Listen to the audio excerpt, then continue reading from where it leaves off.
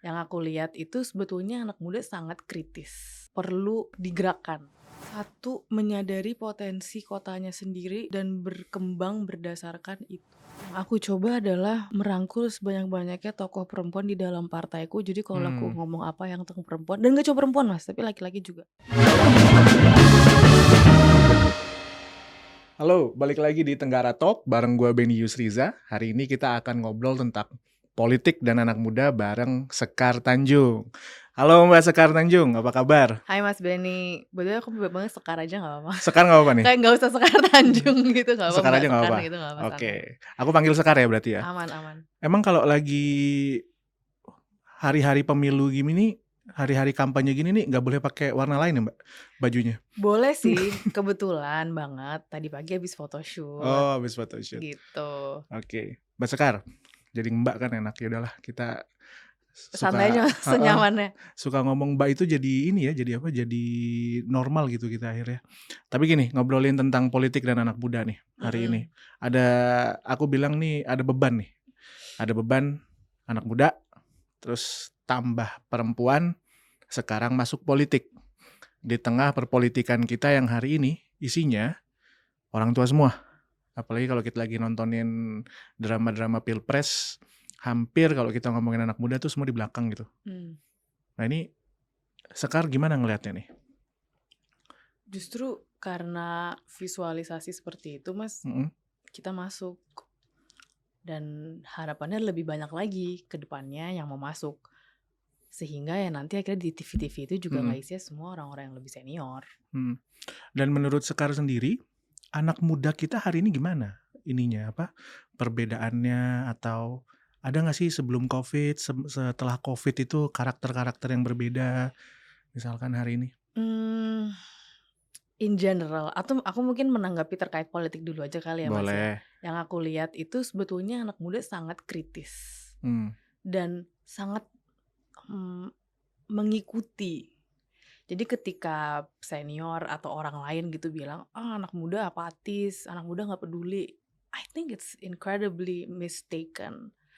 Tapi yang ada gap missingnya adalah dari kritis ini itu biasanya berhenti di situ, berhenti di kita komen, berhenti di kita ya menyuarakan pendapat, berhenti di titik yang mana kita nggak harus akhirnya masuk ke politiknya itu. Nggak semua orang harus jadi politisi, nggak semua orang juga harus berpartai. Di sisi lain aku merasa sangat disayangkan kalau anak muda yang kritis itu juga akhirnya merasa tidak ada ruang atau tidak mau untuk ikut masuk ke dalam partai politik atau ke dalam sistem pemerintahan, karena akhirnya suara-suara, ide-ide, gagasan-gagasan yang fresh ini yang dibawa lewat kritikan atau masukan akhirnya nggak akan bisa masuk dan mungkin nggak akan bisa terimplementasi. Nah, misalkan berbicara tadi gagasan ya Sekar ya, ini juga menarik nih. Kadang kalau kita ngobrol tentang anak muda, biasanya kan suka kita belah milenial, Gen Z, Alpha, seolah-olah tuh semuanya tuh punya Beda-beda selera gitu yang ya. sama, Oh, punya selera yang sama. punya preferensi yang sama, punya behavior yang sama. Nah, sekarang kan akan mulai di DPRD tingkat 2 kan, kabupaten kota. yang itu akan lebih spesifik. Aspirasinya lebih spesifik, masalahnya lebih spesifik. Ada apa dengan anak muda di sana sekarang? Di tingkatku ya, di kota Solo lebih khususnya, yang kami lihat adalah justru anak muda itu perlu digerakkan. Sekarang di Solo itu infrastrukturnya sudah sangat banyak, kesempatan untuk berkaryanya misalnya berusaha atau masuk ke dalam lini profesi kerja itu juga udah banyak. Gimana sekarang kita membuka pemahaman oleh anak muda ini bahwa sekarang hal-hal tersebut sudah tersedia di kota Solo, sehingga mungkin akhirnya nggak perlu lagi kita jauh-jauh ke Surabaya, ke Jakarta. Dulu awalnya ke Surabaya, ke Jakarta rata-rata anak-anak muda. Banyak yang seperti itu juga. Walaupun memang karena kota Solo ini kota pedagang ya Mas ya. Mhm. Jadi banyak juga yang bisnis itu turun temurun juga sih gitu. Nah di sisi lain sekarang dengan Solo yang semakin ramai dan berbagai macam acara, project itu banyak di Solo. Salah satu isu yang baru lahir juga sekarang tuh kemacetan. Oh, klasik ya. Klasik. Dan Heeh. ini kan sesuatu yang selalu dialami mungkin dari Semua desa jadi urban. urban gitu Iya. ya. Ya inilah beberapa hal yang akhirnya terbangun juga di kota Solo. Tapi kalau kita benar-benar ngobrol sama masyarakat, itu isu-isunya mirip-mirip Mas, kesempatan kerja. Mhm. Gimana nih aku lulus SMK, lulus kuliah, Iya. what's available for me next? Gizi anak, harga bahan pangan, bisa beli rumah atau enggak. Tapi kalau yang yang dekat dengan legislatif, itu adalah apakah panjenengan atau Anda gitu setelah nanti dipilih, itu betul-betul bisa mendengarkan apa yang menjadi keinginan masyarakat. Karena misalnya Mas, kita membuat, kita ngebuat program atau kita membuat mau bikin tiba-tiba bedah rumah gitu, Mhm. atau misalnya aturan zonasi sekolah, itu kan sebenarnya bukan ranah legislatif ya, Iya. itu banyak kan di eksekutif. Jadi yang kami juga coba tekankan kepada para pemilih atau masyarakat in general itu adalah bahwa ada perbedaan juga loh nanti dengan tanggung jawab daripada eksekutif dan legislatif ini. Karena sebenarnya pemahaman itu kan bukan sesuatu yang langsung bisa dipahami dan diingat gitu loh Mas, on top of their heads gitu, bahwa sebenarnya legislatif itu punya tugas sendiri yang beda dengan eksekutif. Nah itu bagaimana caranya? Ini kan akhirnya edukasi politik malah ada di beban calon daripada beban panjang eksekutif ya, dalam konteks edukasi Nah, politik. ini salah satu, pembelajaran yang cukup membuat aku terenyuh. Banyak strategi-strategi kampanye itu turun, misalnya kita kasih sembako. Iya. Atau turun kita beliin sound system. Beliin tikar, seragam. Sound system? Sound system buat tingkat RT. Oh, oke. Ya ini yang mungkin orang Jakarta nggak ngalamin ya, aku Iya. nggak tahu sih, tapi kalau kita tinggal di Jakarta, aku secara pribadi sih belum pernah mengalami pertemuan RT gitu ya. Mas Benny ikut nggak pertemuan-pertemuan pertemuan RT? RT, Nah, kayak gitu kan pasti mereka ada sound Iya. system, butuh kursi, papan tulis misalnya.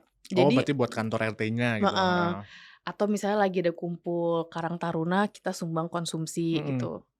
Jadi ketika itu dilakukan terus-menerus, akhirnya konstituen pemahamannya adalah, oh berarti nanti ini nih, ini tugasnya anggota DPRD. Kalau aku minta sembako, sembakonya ada. Kalau aku minta dibenerin jalan, jalannya ada. Kalau aku minta konsumsi, konsumsinya ada.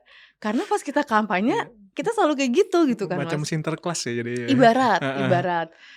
Sedangkan bukan itu tupoksi kita nanti kalau menjadi anggota legislatif. Kan fungsinya 3, anggaran, pengawasan, perundang-undangan.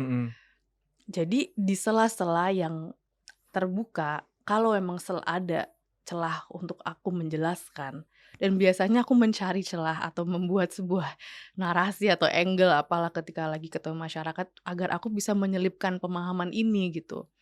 Bahwa nanti tugas saya sebagai wakil panjenengan itu ini.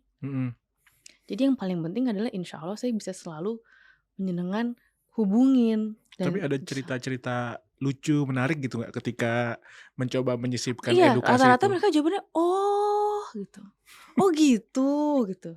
Iya. Aku bilang, iya Bu, jadi nanti kalau emang insya Allah saya jadi, Ibu ada isu apa, mungkin saya nggak langsung bisa kasih sembako, tapi saya bisa bikin undang-undang gitu. Atau saya bisa nanti mendesak wali kotanya, Pak jangan bikin kayak gitu Bu, jangan bikin kayak gitu. Masyarakat sebenarnya maunya ini gitu. Duh, akhirnya itu jawabannya baru, oh gitu. Ya ada juga yang nggak dengerin. Ada juga yang, wah sakarepmu lah Mbak gitu. Tapi ada yang malah jadi diskusi beneran, ada yang jadi tertarik, apalagi yang anak-anak muda dan ibu-ibu yang getol. Apa sih hook-nya apa? Hook-nya kayak apa ya?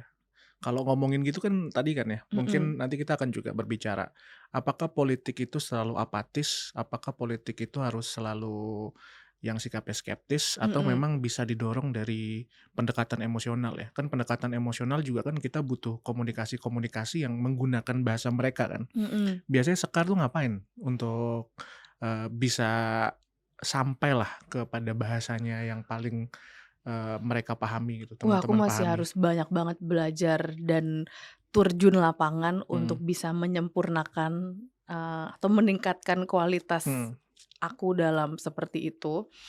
Tapi karena kami di Jawa, jadi ada budaya kulo nuwun kan, kita mhm, sowan dulu. Yang ini mungkin akhirnya capek karena keliling iya, dan karena kami junior, jadi biasanya mulai dengan sowan yang senior. Intinya kita kalau mau masuk ke rumah orang kan kita izin. iya, Intinya seperti itu, Mas. Mau masuk ke kelurahan mhm, untuk memperkenalkan diri atau misalnya gini deh, aku dari partai Golkar dan orang Golkar itu sebenarnya masih banyak mmm, di Solo, walaupun itu kandang merah, tapi masih banyak. Tapi emang perlu kerja keras dari orang Golkarnya mau ketok-ketokin, "Ayo ayo," gitu. Jadi salah satu hal yang berarti selama ini aku nggak kerja lakukan, keras? aku nggak bisa ngomong ya kalau selama ini ya, karena aku baru masuk di Golkar Solo. Tapi intinya sekarang, ya sebenarnya kapan pun itu, tapi Mhm, kita perlu kerja keras untuk bisa betul-betul menyapa lagi masyarakat yang udah lebih senior mungkin atau bahkan yang dulu bapaknya itu orang Golkar, ibunya orang mmm, Golkar, anaknya floating mass, ya iya, kita coba di situ dan caranya adalah ya kita kulo nuwun dulu, kita sowan dulu.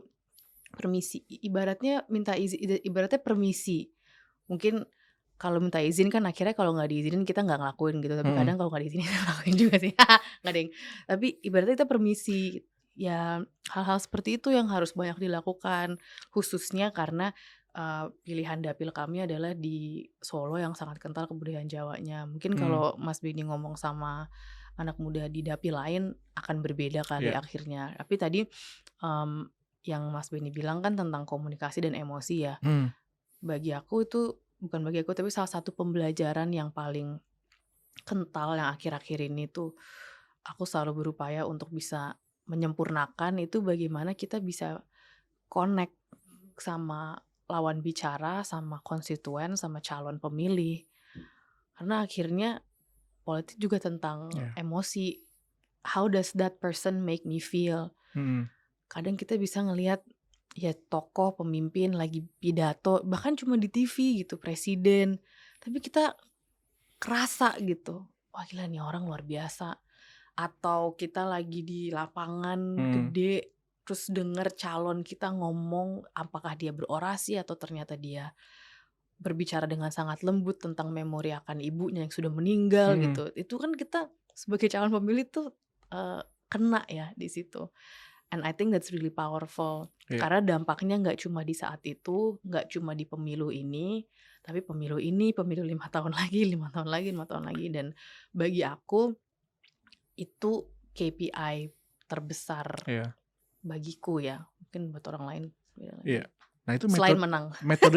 metodenya gimana Sekar? Karena kan kalau dalam beberapa literatur politik, kita berbicara tentang emosional itu sebenarnya formulanya cuma 2 nih, choose and glories, choose and trauma. Itu level nasional ya. Kalau misalkan choose and trauma, kita berbicara politik identitas, misalkan berbicara masalah apa, kesalahan-kesalahan atau kejahatan masa lalu. Kalau choose and glories, ya kita berbicara tentang, kemenangan-kemenangan masa lalu, atau yang lebih soft-nya itu kita berbicara tentang ini loh, apa, keluarga bahagia, itu kan glories ya, mengiyakan atau mengglorifikasi bahwa keluarga yang lengkap itu adalah keluarga cerminan, pemimpin yang hebat gitu misalkan. Tapi itu kan nasional ya. Aku rasa pasti pengalaman-pengalaman di tingkat 2 itu akan punya lebih spesifik, yang lebih apa ya, lebih mengena lah. Nah itu Mhm. metodenya gimana sekarang untuk masuk ke situ? Aku nggak bisa mengatakan bahwa ini sukses atau nggak sukses. Mhm. Kita baru bisa bilang ini sukses atau nggak sukses setelah Februari 2024. Eee, yang aku coba lakukan Mas Benny, Mhm, itu 100% hadir di situ mendengarkan. dan memperkenalkan diri sebagai anaknya yang masih membutuhkan arahan dan dukungan daripada mereka-mereka, daripada calon pemilih ini. Dan tapi yang paling pertama itu Mas, gimana kita itu present dan menunjukkan bahwa memang betul-betul apa yang menjadi kebutuhan penjenengan-penjenengan sedoyo ini tuh memang akan kami pertimbangkan. Waktu tahun 2016 pemilu di Amerika kan aku wartawan kampus, dan salah satu tanggung jawabnya adalah meliput kalau Trump kunjungan ke Boston atau Hillary kunjungan ke Boston, yang akhirnya mengajak aku untuk jadi memperbanyak literatur aku tentang mereka juga. Dan salah satu yang menginspirasi aku tuh listening tour-nya Hillary Clinton. Jadi beliau itu terkenal kalau lagi kampanye tuh emang jelek, tapi kalau lagi menjabat tuh katanya luar biasa. Karena itu kan dua hal yang berbeda ya Mas ya, berkampanye dan menjabat. Ini juga polemik lain nih. Tapi listening tour ini adalah beliau keliling dan di situ cuma ngedengerin orang ngomong aja. Oke, what's your problem gitu. Ada staff yang nyatet. Setelah itu nanti mereka review, oke orang ini ngomongin ini, orang ini ngomongin itu. Dan dulu yang aku dengar dari senior-senior dan kakak-kakak dan ibu yang ikut bapak berkampanye itu, Pak Akbar juga selalu kayak gitu. Kalau turun ke daerah, pasti ditanya duluan adalah masalahnya apa sekarang di daerah kalian. Solutions oriented gitu. Dan juga memang banyak mendengar. Tapi esensinya legislatif kan memang itu Mas. Kita mewakili suara rakyat di parlemen sehingga bisa melahirkan undang-undang, memastikan anggarannya juga sesuai dengan apa yang mereka inginkan, menjaga agar eksekutif itu berjalan sesuai dengan keinginan masyarakat. Jadi kalau kita aja nggak bisa mulai dengan mendengarkan mereka, aku merasa kita nggak akan jadi bisa legislator yang baik juga. Nah, masalahnya apa Mbak sekarang di sana? Masalahnya di dapilnya ya, misalkan. Apakah bisa dibeda-bedakan antara yang masalahnya anak muda, masalahnya mereka yang dewasa, atau misalkan ya bapak-bapak milenial lah, yang bapak-bapak muda, bapak-bapak baru punya anak, atau yang mana gitu. Selain kebutuhan terhadap serapan tenaga kerja ya, karena mungkin itu rata di semua daerah, pasti aspirasinya sekarang itu di tenaga kerja atau serapan tenaga kerja. Kalau sekarang di sana gimana? Banyak yang merasa zonasi itu juga membingungkan. Tapi Sekolah ya? PPDB. Tapi again itu juga aku lihat kayaknya bukan solo sentrik deh. Masih banyak tempat-tempat yang juga seperti itu. Kemudian kesehatan bayi dan ibu hamil. Itu juga Mungkin masih ya? itu masih menjadi concern. Apa? Kalau kesehatan gimana itu? Misalnya sumber protein anak. Berarti Susu kan kaitannya mahal dengan ya. stunting nanti. Kaitannya dengan sana. Susu mahal. Gimana akhirnya kita di dalam masyarakat kita sendiri itu bisa melahirkan sumber-sumber pangan yang juga bergizi. Dan sayur yang kita makan itu bagaimana kita bisa mengolahnya dengan harga yang seefisien mungkin gitu kan Mas, agar ibu hamil pun juga akan bisa melahirkan, akan mencukupilah kira gizi buat anaknya. Dan apalagi karena kita, khususnya kalau buat ibu-ibu muda ada budaya misalnya mungkin suka jajan ya, kan akhirnya belum tentu itu bergizi itu misalnya. Dan yang ini adalah sesuatu yang aku baru pelajari bahwa ternyata isu ini itu cukup banyak dibicarakan di tingkat-tingkat RT RW. Kalau kita masuk ke acara ibu-ibu PKK, itu banyak tuh dibahas tentang bagaimana agar ibu hamil itu juga bisa mendapatkan gizi yang cukup dalam lingkungannya mereka sendiri. Pasti kan Sekar mempelajari kondisi sekarang kan, ini masalah sudah sering disampaikan, tapi kondisi sekarang itu apa yang membuat stuck menurut pembelajaran atau risetnya Sekar lah selama ini di Solo? That's a good question. Mungkin aku belum bisa menjawab itu sepenuhnya sih Mas, karena belum kelihatan banget nih sebetulnya titik letaknya tuh di mana sih. Variabelnya juga bisa kita bilang cukup banyak, yang mana akhirnya membuat aku ingin bisa ketika nanti emang sudah jadi nih insya Allah, fokusku tuh salah satunya adalah bagaimana kita bisa betul-betul memberdayakan Posyandu, LPMK, dan LPMR ini. Aku orang yang yakin bahwa LPMK, LPMR takutnya itu disingkatan kan? Oh, Takutnya yang R pendengar biasanya buat gitu. remaja, tapi sebenarnya nanti akhirnya akan digabungin juga sih di LPMK. LPMK. Heeh. Dan sekarang itu bahkan di dapilku, di salah satu kelurahan di dapilku itu lagi ada project di mana institusi ini tuh dijadiin satu semua jadi one center of excellence gitu. Jadi akhirnya udah nggak ada tuh nanti Posyandu terus LPMK, tapi itu akan jadi satu. Jadi satu atap untuk Jadi satu atap pelayanan untuk kesehatan pelayanan kesehatan dan dan juga pelayanan kesejahteraan, kebutuhan kerja. Akan jalan seperti apa juga masih dalam proses ya, karena ini baru mulai. Dan gimana akhirnya sebagai anggota legislatif ini kita betul-betul bisa memerankan Center of Excellence ini, atau paling enggak ya LPMK dan Posyandu ini, untuk benar-benar bisa melayani kebutuhan masyarakat di tingkat RT RW. Karena khususnya di dapilku masih guyup gitu loh Mas, bahwa antar RT betul-betul kasih tes kesehatan, senam, cek darah, cek kesehatan tadi ya, itu masih sangat dioptimalkan. Sehingga kalau seandainya kita juga tidak memberikan sumber daya yang sesuai untuk kebutuhan itu kan akhirnya akan jadi sangat disayangkan gitu kan. Jadi one of my focuses akan ke sana gitu. Nah, kalau anak muda nih, tadi kan ibu-ibu ya. Ibu-ibu berarti lebih banyak ke ibu-ibu yang punya anak balita, batita kan. Berarti kan situ kan. Kalau anak muda nih gimana nih? Selain kesempatan kerja. Kesempatan kerja, kayak misalkan ya ada kesempatan kerja, tetapi misalkan beberapa daerah kayak di Jakarta tuh aspirasi utamanya saya dengar dari teman-teman di partai lain bilangnya kesempatan kerja ada kerjanya tapi milihnya WFH gitu ya, karena mereka sudah capek dengan kemacetan dan nggak ada akses dan segala macamnya gitu. Nah kalau di Solo nih Mbak, gimana? Masih di kesempatan kerja itu sih Mas, gimana link and match mungkin ya akhirnya. Kita lulus kuliah dengan jurusan X, tapi kerjaan yang sesuai dengan itu jauh banget adanya, misalnya di Solo nggak ada, atau misalnya lulus kuliah ternyata nggak seneng sama pelajaran yang dipelajari pas kuliah, terus malah jadi bingung mau kemana. Dan bukan akhir-akhir ini, baru aja di Solo itu ada career week gitu, career fair, banyak banget membludak yang datang ke sana. Aku nggak tahu pas di acara itu serapannya tuh berapa banyak ya dari acara career fair itu. Tapi dari satu fenomena itu ya bisa kita simpulkan bahwa memang masalah kesempatan kerja ini masih menjadi sesuatu yang harus digodok bersama-sama. Apalagi the future of work, kedepannya pekerjaan itu akan jauh lebih fluid, jauh lebih fleksibel. Yang mana hal-hal seperti itu juga bagi aku perlu ada penekanan khusus ya dari pemegang kepentingan gitu atau pemangku kebijakan, agar akhirnya kita bisa membuat kebijakan-kebijakan yang emang selaras dengan perkembangan zaman itu.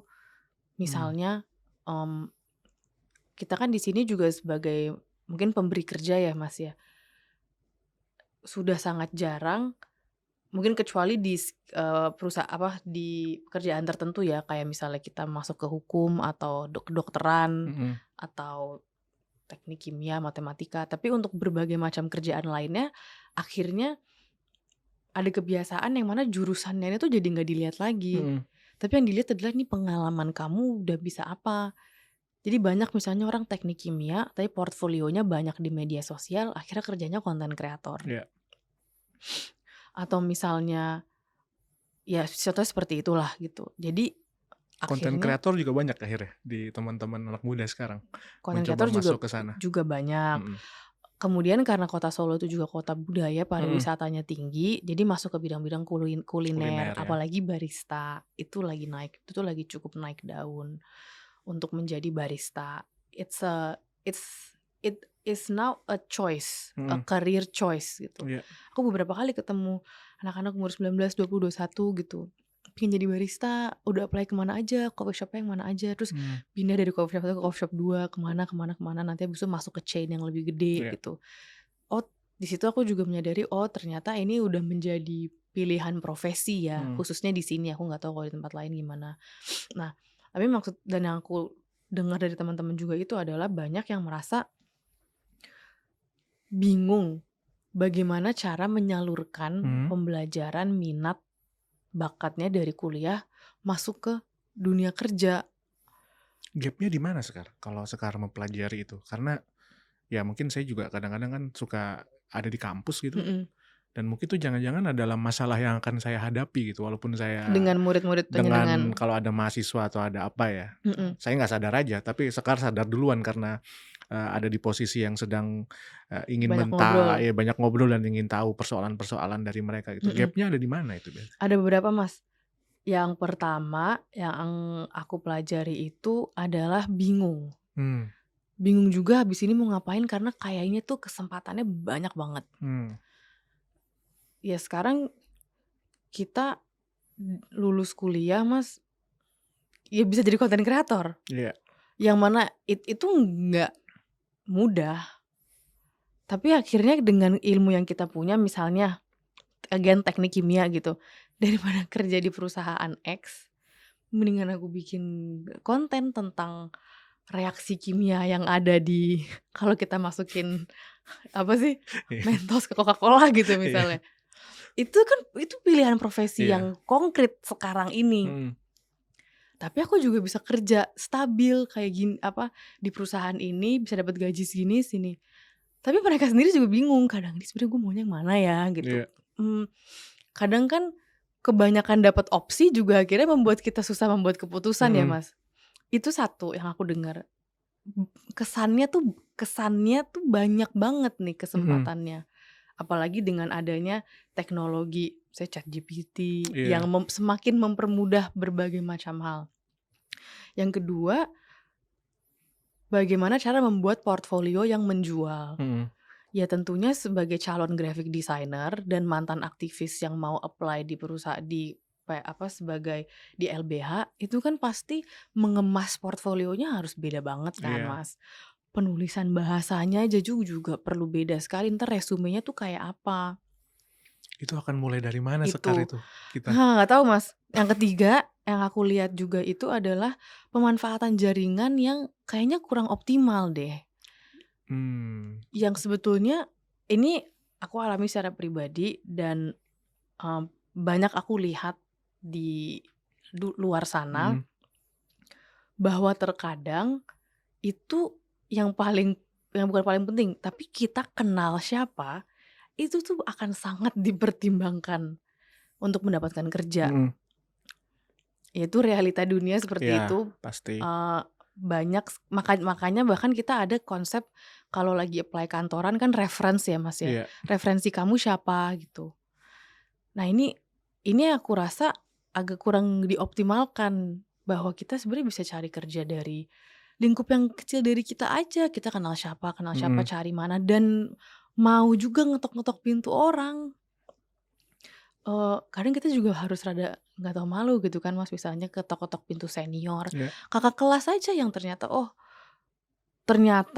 Mas Benny kakak kelasku misalnya kakak tingkatku yang sekarang jadi dosen tapi juga punya host podcast dan aku punya impian mau jadi host podcast. Aku bisa aja WhatsApp Mas Benny, Mas izin gitu, ini resumeku, portfolioku, aku ada kayak gini.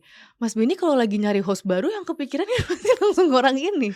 Misalnya kayak gitu. Nah ini beberapa keresahan yang aku dengar khususnya di kalangan SMK, SMA ya usia-usia 17, 22, 23 lumayan kan gap 6 tahun itu.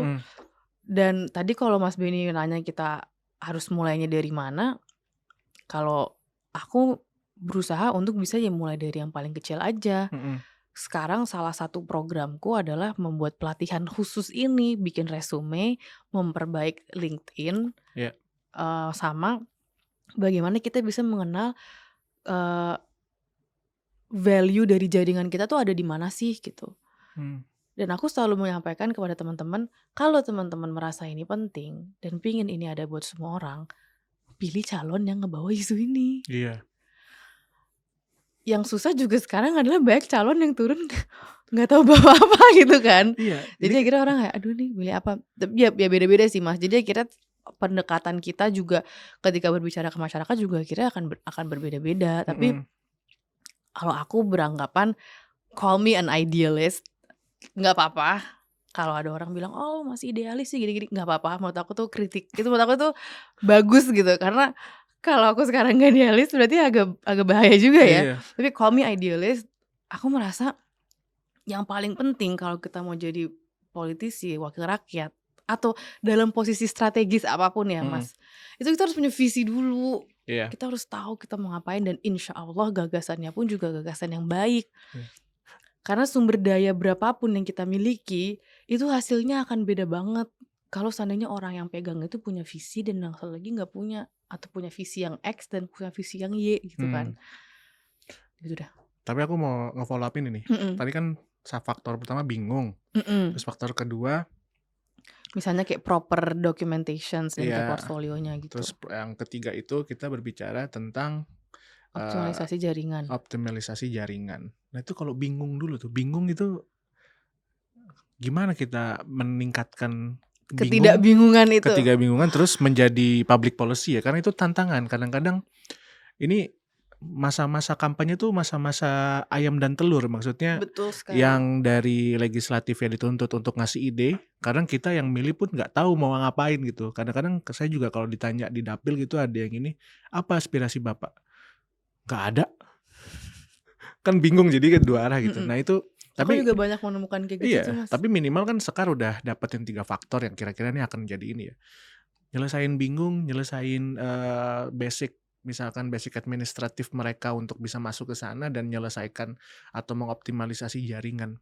Ini apakah mungkin diakomodasi oleh di level pemerintahan kota gitu? Kalau bayangannya Sekar, atau jangan-jangan akhirnya yang kita harapkan adalah pemerintah menjadi fasilitator aja supaya anak-anak ini bisa masuk atau anak-anak muda ini mampu mengakses knowledge itu.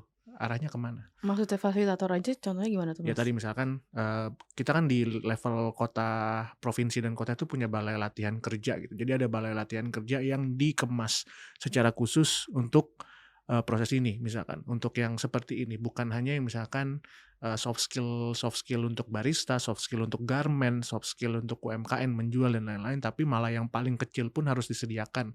Kayak kita kan selalu ya tadi ya sepertinya selalu meremehkan gitu. Ini mah jangan-jangan mereka udah tahu, tapi Sekar di bawah menemukan, loh ini yang kecil aja mereka tuh nggak tahu gitu. Ini apakah pemerintah kota harus memfasilitasi itu atau nanti malah ada tawaran nih? Karena lagi-lagi bukan eksekusi nih, tapi kan kita harus fair juga bahwa fungsi anggaran legislasi pengawasan gitu. Berarti kan pilihannya cuma memaksimalkan apa yang ada atau kita mencoba untuk mendorong apa yang baru kan. Nah sekarang tuh nanti ngebayanginnya gimana? Di antara di dua itu yang pasti harus kita lakukan, Mhm. tergantung dengan apa yang kita dengar juga, Mhm. dengar di bawah. Dan yang ketiga, sebagai anggota DPR, sebagai anggota dewan, Mhm. baik di tingkat provinsi, kota, provinsi ataupun RI, kita itu juga dia akan bertemu dengan akan bertemu dengan orang-orang yang mau jadi partner-partner strategis kita. Misalnya di komisi, misalnya sekarang kita lagi dalam proses sosialisasi gitu ya, Mas, ya. Alhamdulillah punya teman pengusaha. Mhm. Dia mau loh kasih support dana untuk bantuin kita bikin pelatihan atau memastikan pelatihan X itu yang kita butuhkan apa, Mhm. itu bisa ada di situ. Jadi dan kita juga sebagai kader partai, itu kita juga punya keleluasaan di situ bahwa ada kanal-kanal kerjasama lain di luar lingkaran ini yang bisa membantu kita mengerjakan tugas kita dengan lebih baik Iya. lagi. Atau misalnya dengan misalnya kita mau melakukan pengawasan. Ya ini again idealist version of me speaking. Ya kita nggak bisa cuma di level penekanan di tingkat narasi aja.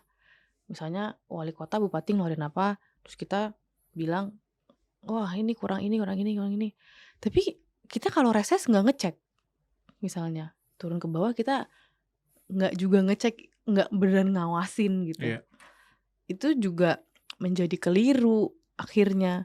Jadi banyak orang yang bilang, oh jadi anggota DPRD tuh enak banget, kita cuma tinggal duduk aja gini. Emang yang bukannya gitu ya, Mbak? Itu Enggak. pilihan. Tapi Menurut aku ada pilihan. jangan-jangan yang begitu. Wah, ada banget. Itu Banget. pilihan kan, Mas, itu pilihan bagaimana kita mau memaksimalkan fungsi kita ini.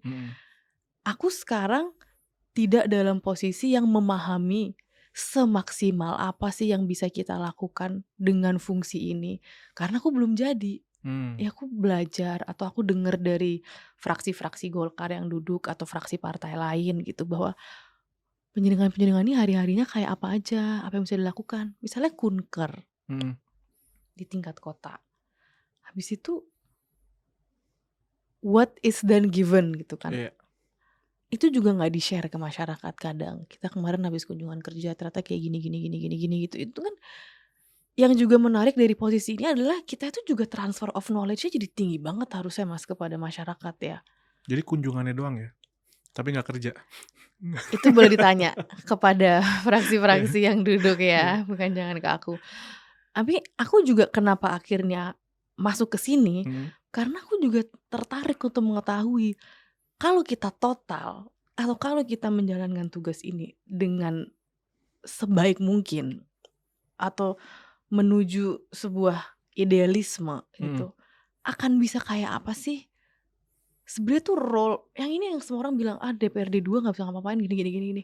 Yang paling kena ke masyarakat tuh DPRD 2. Nah, tapi aku belum pernah duduk di situ. Tapi aku tertarik untuk kalau emang bisa duduk di sini, bagaimana ini bisa betul-betul aku optimalkan, aku maksimalkan what can I do with this daripada yang udah pernah aku dengar gitu. Tapi yang paling ketara buat aku adalah transfer of knowledge ini tuh sebenarnya harusnya paling clear gitu antara DPRD dan masyarakat yang bener-bener kita resesnya paling banyak dan kita tinggal di situ gitu kan, Mas. Kalau aku bener-bener tinggal di dapil, rumahku emang di dapil aku gitu. Jadi ketika lagi sosialisasi aku selalu bilang, "Pak, Bu, saya tetangga Panjenengan, rumah saya cuma 500 meter dari rumah Panjenengan. Kalau aku bisa tunjukin, aku tunjukin. Jadi nanti kalau saya udah jadi, amit-amit saya nggak bisa dihubungin, Panjenengan bisa ketok-ketok rumah saya," sambil ketawa-ketawa gitu kan. "Tapi maaf ya Bu, kalau saya lagi tidur nggak bisa jawab," gitu.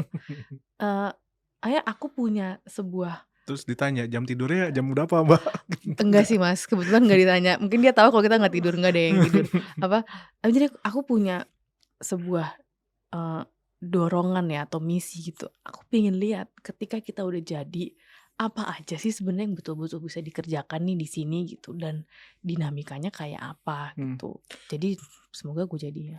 Anyway, ketika kita ngomong serapan tenaga kerja, hampir semua yang aku ajak ngobrol itu masalahnya link and match. Tapi sebenarnya link and match-nya tuh kadang belum juga bisa dipetakan gitu. Kalau di Solo antara supply sama demand-nya itu tadi kan ada jejaring juga sama teman-teman pengusaha ya. Teman-teman pengusaha nih sekarang kalau berbicara anak muda ada keluhan juga nggak? Ini kan kadang-kadang bilang nih Gen Z ini atau ini kan kalau di nasional tuh suka generalisasi kan. Gen Z baru 2 bulan dimarahin dikit terus tiba-tiba resign gitu misalkan. Itu kan kalau yang di obrolan anak-anak Jakarta ya. Kalau di Solo apa biasanya ininya?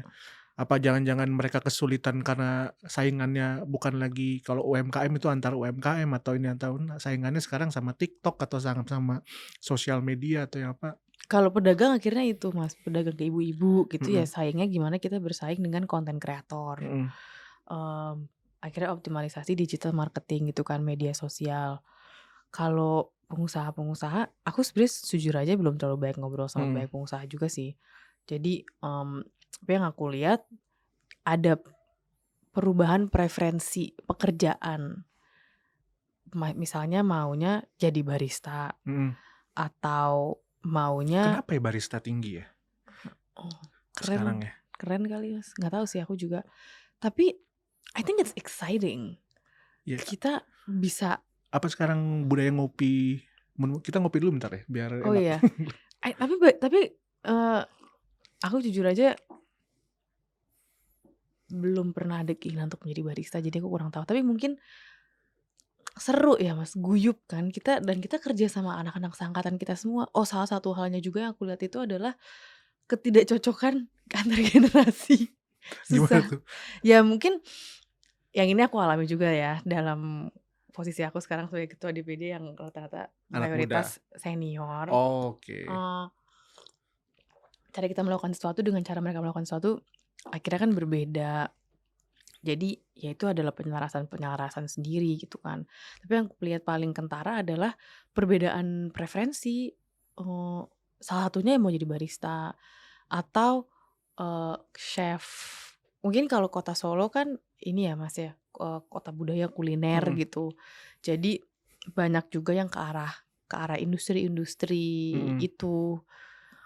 Emang bukan kota perkantoran kan. Tuh. Tapi budaya ngopi di sana emang sekarang sudah mulai tinggi. Kenapa akhirnya jangan-jangan barista sama kayak retail yang saingan kanan kiri itu, atau kedai kopi sama kayak retail yang saingan kanan kiri setiap jalan ada. Ada. Sekarang begitu Iya. Di Solo. Aku berarti Mas Benny harus ke Solo dalam Ya, waktu dekat ini. Waktu itu kan kita sebelum pandemi nggak sebegitu bener, itu kan. Bener. Tiba-tiba Nah, pandemi nggak mungkin ke sana lagi kan. Sekarang boom banget dan ekosistem kopi di kota Solo itu marak banget, sangat bergeliat gitu. Bahkan ada satu roastery, aku lupa namanya apa, mohon maaf, di kota Solo itu yang sudah menang lomba internasional mewakili Indonesia. Aku juga baru tahu ketika lagi ngobrol sama temanku yang punya warung kopi. Karena indikatorku kota yang waras itulah kota yang banyak kedai kopinya. Oh gitu, berarti karena ngobrol. Insya Allah Solo kota yang waras. Ya, nanti Mas Benny juga harus ke Solo. Boleh. Dan orang Solo tuh suka nongkrong sampai malam. Sampai jam 12 sampai jam 1, 2 gitu kita nongkrong wedangan aja, ngobrol di angkringan, makan nasi kucing gitu. Dan sekarang kuat ngobrol sampai malam. Kuat asalkan besok paginya nggak ada agenda pagi. Tapi ngomong-ngomong ini, Sekar, ngomong-ngomong kamu bilang tadi idealis. Ya idealis, apalagi yang kita punya selain mimpi dan visi dan misi kan dari anak muda kan. Kita ngomongin idealis, tadi kan sangat pendekatan pertanyaan awal saya sangat pragmatis ya. Apa yang dibutuhkan sama mereka, dan itu semua politisi itu pasti ya itu menu utama lah ketika adanya kampanye pemilu. Nah, Sekar sendiri melihat idealis ini, bayangan Sekar itu ada di titik mana seharusnya masyarakat kita ini bisa mencapai apa gitu. Dan aku nggak muluk-muluk, misalkan ke depannya Sekar itu membayangkan anak muda sekarang itu harus punya A, B, C, D, E. Misalkan harus punya skill ini, harus bisa seperti ini, harus bisa seperti itu. Karena kan Sekar sudah mengenyam pendidikan di luar, sudah melihat bagaimana peradaban itu bekerja di tempat lain gitu misalkan. Pasti Sekar kan punya bayangan sebenarnya harusnya kita sampai ke titik ini nih. Tapi ada yang belum mungkin ada yang menghambat. Dan itulah akhirnya Sekar masuk ke politik. Tetapi sebelum nanya motivasi Sekar masuk ke politik, kita akan berbicara mimpi Sekar itu terhadap masyarakat dan anak muda itu akan seperti apa. Dan bukan nasional ya, karena ya nasional sudah banyak yang bermimpi. Tapi membangun kota itu kan bukan sesuatu yang mudah juga itu. Nah, bayangannya Sekar akan seperti apa? Satu, menyadari potensi kotanya sendiri dan berkembang berdasarkan itu. Misalnya di Solo ada Kampung Batik Laweyan. Oke. Jadi Kampung Batik Laweyan ini cukup legend Mas di kota Solo. Ada dua sih, ada Kampung Batik Kauman sama Kampung Batik Laweyan. Kampung Batik Laweyan, dua kampung ini itu memang secara historis itu adalah pusat para pedagang batik di kota Solo. Dan mereka ini tuh pada zamannya tuh orang-orang kaya Mas. Jadi saat ini daerah Kampung Batik Kauman dan Laweyan ini, tapi aku akan lebih baik ngomongin tentang Laweyan karena aku juga orang Laweyan, itu cantik sekali. Karena COVID akhirnya bukan industri tapi cantiknya tuh sebelum COVID atau sekarang sedang cantik sekali titik. Ini aku masuk ke poin yang berbeda. Tapi kan Kampung Batik Laweyan ini dari namanya aja kita berarti punya pemahaman bahwa ini pusat batik, pusat produksi batik, perdagangan batik, bahkan saudagar batik tuh tinggal di situ. Nanti kasih fotonya ya editor untuk ini ya, biar bisa bayangin, kita bayangin bareng-bareng. Nah, bayangin bareng-bareng. Sorry, ketawa sih. Nah, tapi karena COVID akhirnya geliat usaha batiknya tuh turun, Mas. Dan juga karena regenerasinya yang agak kurang lancar. Ya, ini kan ibaratnya usaha batik ini turun-temurun ya Mas ya. Tapi kan juga bukan cuma masalah selling, tapi kan creating batiknya juga. Ada pengrajinnya, dan batik tulis itu kan betul-betul butuh skill set sendiri ya kita pakai ininya. Kok aku malah lupa sih namanya apa? Pakai canting, terus si zatnya itu yang buat bikin batiknya. Aku lupa banget lagi namanya apa. Malam. Malamnya itu kan skill set yang ternyata kalau kita ngomong sama pedagang pengusaha batik yang udah turun-temurun itu, ya sekarang anak-anaknya juga pada nggak mau nerusin misalnya. Kenapa itu? Mau jadi konten kreator, mau jadi barista. Tapi padahal kan dia bisa kontenin itu ya. Iya, tapi Kontenin dia akhirnya ngebatik ya. tapi skill set batiknya itu juga nggak berlanjut ya. Gitu. Iya, misalnya itu satu. Karena itu terus juga karena COVID akhirnya cara orang belanja kan juga berbeda ya Mas ya. Dan rata-rata pemilik usaha batiknya ini udah cukup senior. Jadi mungkin untuk shift langsung sulit juga ya. Sulit. Dan aku nggak tahu lah antara keluarganya anaknya mau nerusin atau enggak. Bukan kita nggak sampai situ ngobrolnya. Jadi di sini yang ingin aku sampaikan adalah akhirnya batik di Kampung Batik Laweyan ini geliatnya udah nggak setajam dulu. Oke. Tapi lokasinya itu cantik banget Mas. Jadi Kampung Batik Laweyan ini tuh terdiri dari coba kasih aku ini bagiku imajinasi. Ya. Jadi karena yang menduduki Kampung Batik Laweyan itu banyak pengusaha yang berkecukupan pada zamannya, jadi banyak juga rumah-rumah yang masih sangat kental dengan arsitektur pada zaman itu yang rata-rata tuh campuran antara Jawa kolonial yang masih sebetulnya bagus. Jadi indah dan di Kampung Batik Laweyan itu ada keunikan, itu tuh gang-gang gitu loh Mas. Oke. Sekitar 25 hektar gedenya gang-gang, tapi karena rumah Jawa itu banyak pintu-pintu besar, jadi tiba-tiba nih gang dengan tembok kayak gini nih Mas, terus tiba-tiba ada pintu kayu gede banget warna pink gitu. Bukan warna kuning ya? Ada kuning juga, kebetulan ada warna kuning juga, aku ada fotonya di depan pintu yang warna kuning, warna pink, jangan lagi warna kuning. Terus nanti jadi estetika kampung itu tuh juga cantik. Mungkin habis ini aku tunjukin Mas Beni fotonya kayak apa. Nah itu bisa dikasih tuh ntar ke kita ya. Iya, tapi yang ingin aku sampaikan di kampungnya ini itu punya kecantikan yang luar biasa. Oke. Sebagai penikmat seni dan arsitektur, aku merasa seperti itu. Dan sekarang itu tumbuh usaha-usaha kecil, kuliner, dan juga pariwisata di kampung itu. Bukan yang gede-gede Mas, ya misalnya ada nih satu usaha yang aku juga baru temuin di Kampung Batik Laweyan ini, di rumah tua yang sangat indah nuansa krem hijau gitu. Terus ada satu anak, bukan satu anak, jadi kayak generasi kedua pemilik rumah ini itu yang membuat restoran tapi made to order. Jadi kita harus reserve dulu gitu, reserve 1 hari sebelumnya atau penginapan. Jadi berarti Sekar membayangkan bahwa Solo nanti dan masyarakatnya itu adalah yang peka terhadap potensi, termasuk yang tadi, dan itu nggak cuma untuk jualan atau apa, tapi betul-betul mengembangkan ya itu urban city yang berbudaya, yang artsy dan segala macamnya itu, karena memang potensi utamanya adalah ada di tourism and eco city mungkin nanti arahnya ke sana ya. Dan kota Solo ini juga sangat strategis lokasinya Mas buat di Jawa Tengah. Selain strategis ada politik, tapi juga strategis secara ekonomi. Iya. Kota Solo ini kan bagian dari Solo Raya, yang di samping-sampingnya tuh ada Karanganyar, Boyolali, Sragen, Wonogiri, dan berbagai daerah lainnya. Ini resapan sumber daya manusianya tuh berarti juga bisa padat. Kemudian jarak dari kota-kota yang lebih besar, misalnya Semarang kalau di Jawa Tengah dan Jogja di DIY, itu juga sekarang udah udah sangat aksesibel gitu dengan tol dan KRL yang ada. Berarti ntar rencana jadi wali kota Solo? Kalau Mas Gibran ke Jakarta? Ke Jakarta nggak Mas Gibran? Nah itu juga nggak tahu aku. Tapi yang aku sayangkan adalah ketika kita sebagai penggerak kotanya itu berusaha membuat kota kita sebagai kota yang lain. Bahwa kita tidak memprioritaskan untuk mengoptimalkan yang udah kita punya dulu. Bukan berarti kita tidak berinovasi atau tidak melihat industri-industri lain, tapi bagi aku sangat disayangkan ketika kita itu tidak bergerak dari kekuatan kita dulu gitu kan Tapi menurut misalnya. Sekar hari ini kota Solo layak huni nggak?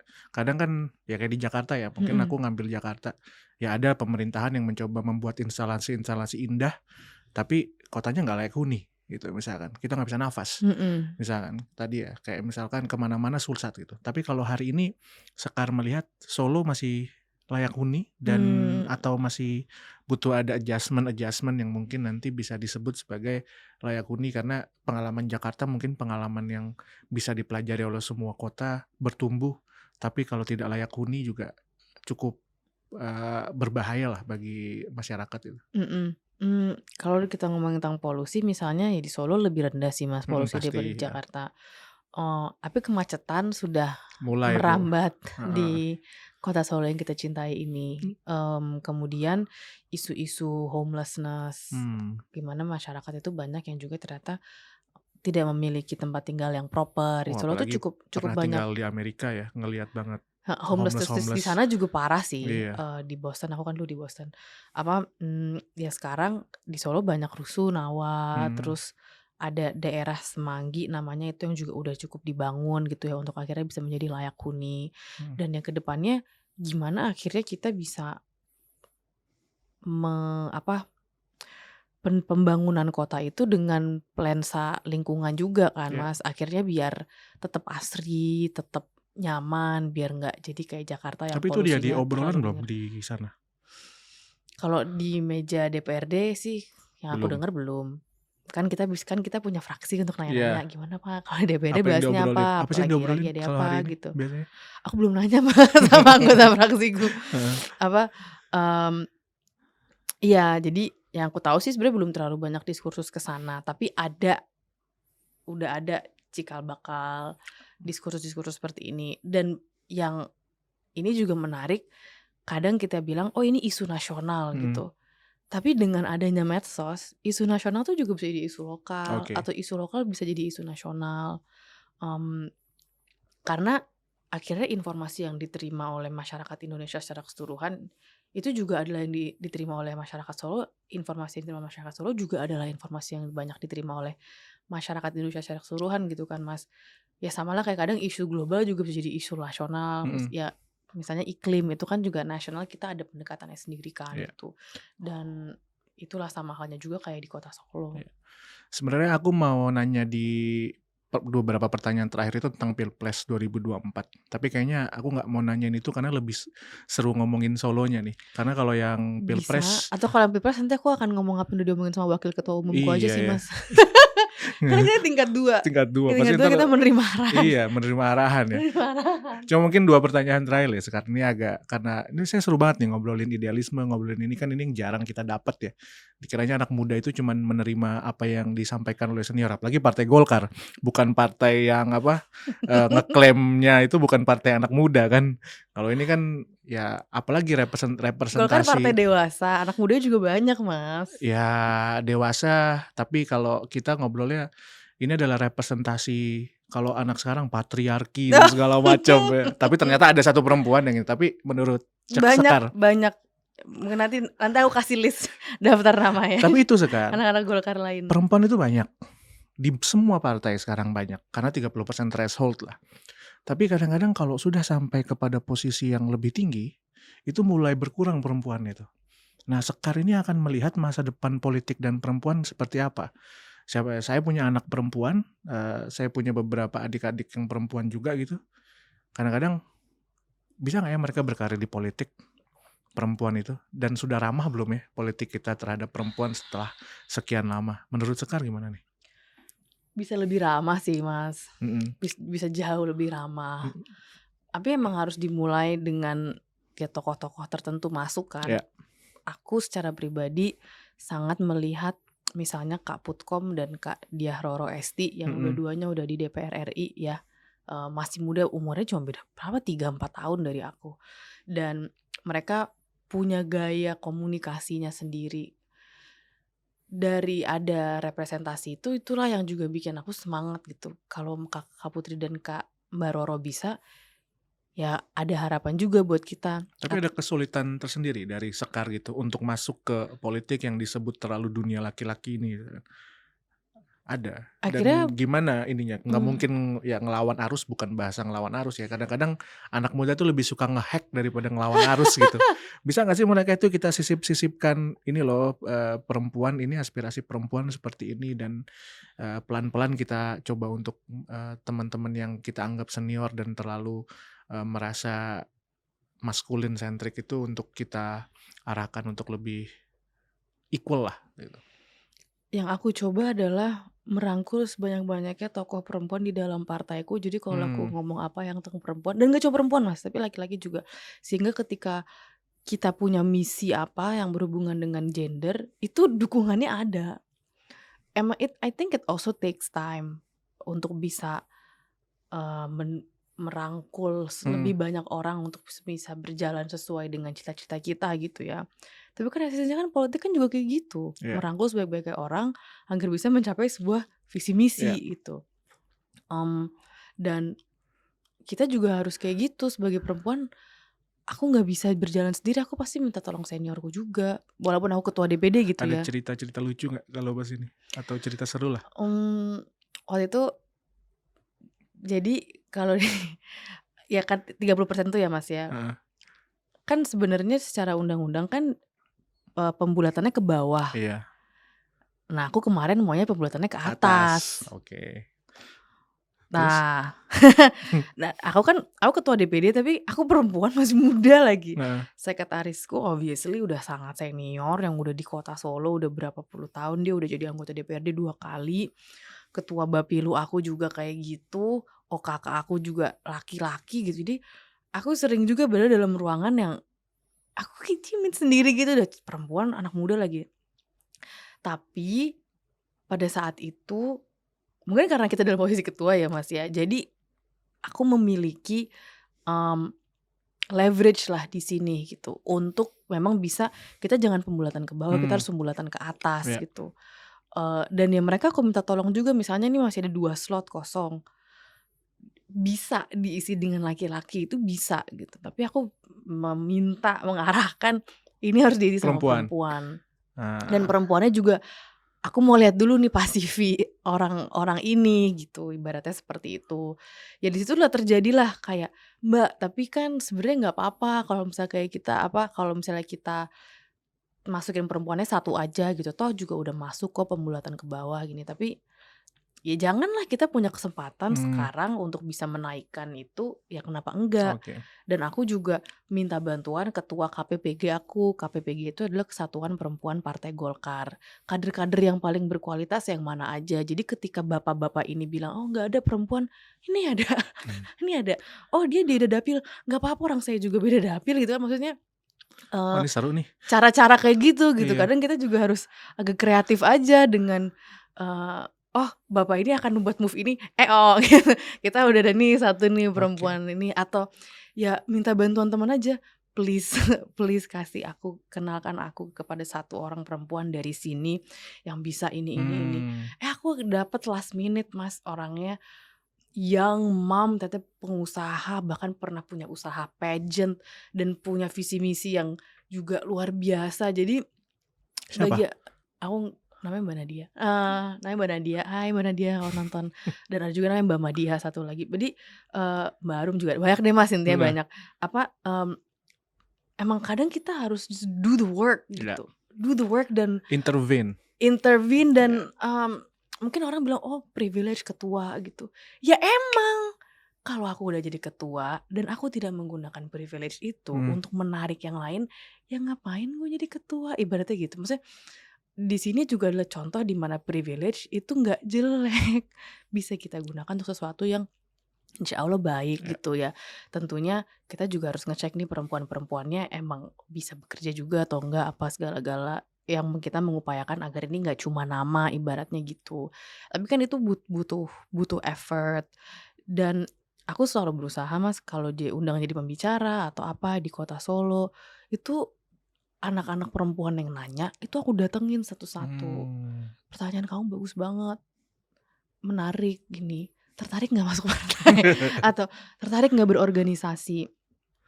Ya, ya aku jelasin aja gitu, gimana sih organisasi itu kayak apa sih. So kasih nomor telepon aku. Hmm.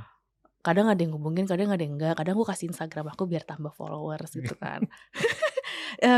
Jadi ya ada celah itu aku mengupayakan gitu Mas. Tentunya nggak setiap upayaku juga berhasil dan nggak selalu ada celah. Tapi kita harus berusaha ngajak sebaik mungkin dan pasti akan ada orang-orang yang meremehkan, yang bilang, "Oh Mbak Sekar masih anak muda nggak bisa apa-apa," gitu.